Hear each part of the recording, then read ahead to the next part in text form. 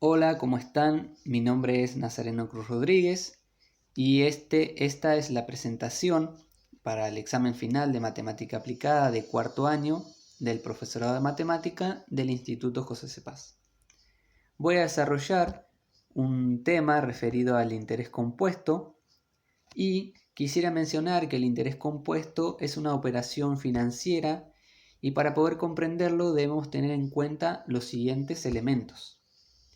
El capital inicial, que es el dinero en el que, por ejemplo, un banco, un prestamista, le otorga a una persona, que sería el prestatario, que deberá reintegrárselo con un cierto interés, acordado por supuesto, o en el caso de que una persona deposite dinero en el banco, esta será el prestamista y el banco será el prestatario.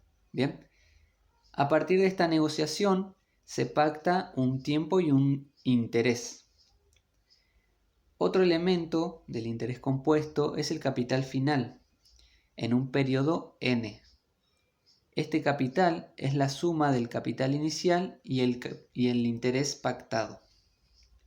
Por supuesto que el interés en un tiempo n es otro elemento del interés compuesto.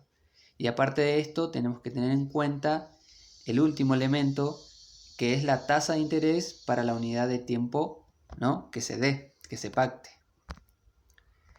Entonces, ¿cómo calcular el interés compuesto de un cierto capital en un cierto periodo n? Al comienzo, como dijimos, vamos a tener un capital inicial y que al final del primer periodo vamos a poder calcularlo teniendo en cuenta que el interés de ese periodo, de ese primer periodo, va a ser igual al capital inicial por la tasa de interés. Luego, para conocer ese capital final del primer periodo, sabemos que es igual al capital inicial más el interés de ese primer periodo, y haciendo un reemplazo podemos ver que el capital final de ese primer periodo va a ser igual al capital inicial más el capital inicial por la tasa de interés. Sacando factor común, podemos ver que ese capital final del primer periodo va a ser igual al capital inicial por 1 más la tasa de interés. A esto vamos a llamarlo A. ¿Bien? Ahora, vamos a pensarlo para el segundo periodo. Nuevamente, el interés del segundo periodo va a ser igual al capital final por la tasa de interés. ¿Por qué el capital final del primer periodo? Porque el interés no se extrae, es decir, se sigue conservando y vamos a partir de ese nuevo capital inicial que va a ser el capital final del primer periodo. ¿Bien? Y como el capital final del segundo periodo lo podemos calcular sabiendo que el capital final del primer periodo más el interés del segundo periodo será igual al capital del final del segundo periodo, ¿verdad? Entonces, el capital final del segundo periodo va a ser igual al capital final del primer periodo más el capital final del primer periodo por la tasa de interés. Nuevamente sacamos factor común y podemos ver que ese capital final del segundo periodo va a ser igual al capital final del primer periodo por 1 más la tasa de interés. Y por A, por la expresión A que dijimos anteriormente, al reemplazarlo vamos a obtener que el capital final del segundo periodo va a ser igual al capital inicial por 1 más R al cuadrado. Es decir, que se repitió nuevamente esa última expresión, ¿no? A esto vamos a llamarlo B. Vamos a seguir en el periodo 3, ¿no? Y vemos que nuevamente el interés del tercer periodo va a ser igual al capital inicial, que en este caso va a ser el capital final del segundo periodo, por la tasa de interés. Nuevamente reemplazando, vamos a obtener que el capital final del tercer periodo va a ser igual al capital final del segundo periodo más el capital final del segundo periodo por la tasa de interés. Sacamos factor común y vamos a ver que el capital final del tercer periodo va a ser igual al capital final del segundo periodo por 1 más la tasa de interés. Y reemplazando por la expresión B, vamos a obtener que el capital final del tercer periodo va a ser igual al capital inicial por 1 más la tasa del interés al cubo.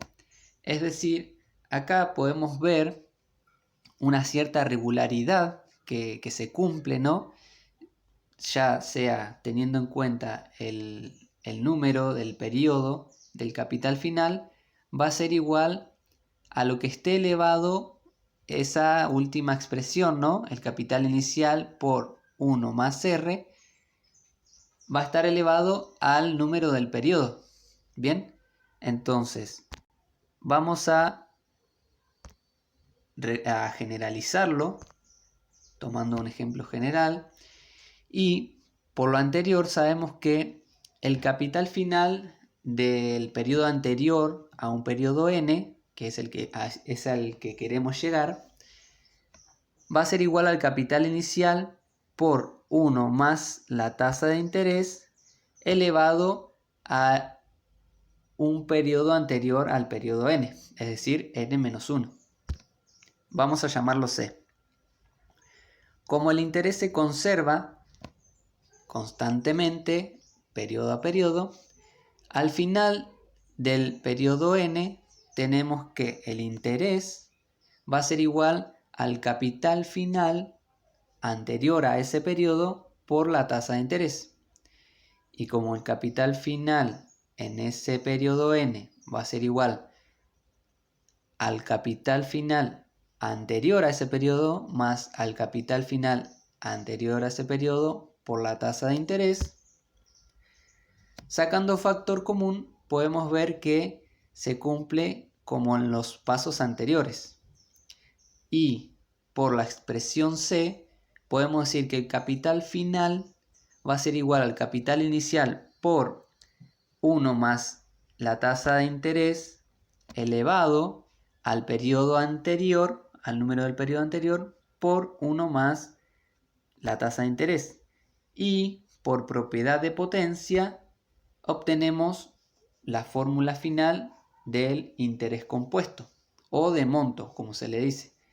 El capital final en un periodo n va a ser igual al capital inicial por 1 más la tasa de interés elevado al periodo. Y a partir de esta fórmula podemos obtener las demás variables en función de las otras, ¿no? Según cómo se conozcan las variables que juegan en este caso, los elementos del interés compuesto, podemos obtener la fórmula del capital inicial, la fórmula de la tasa de interés, la fórmula del periodo de tiempo n,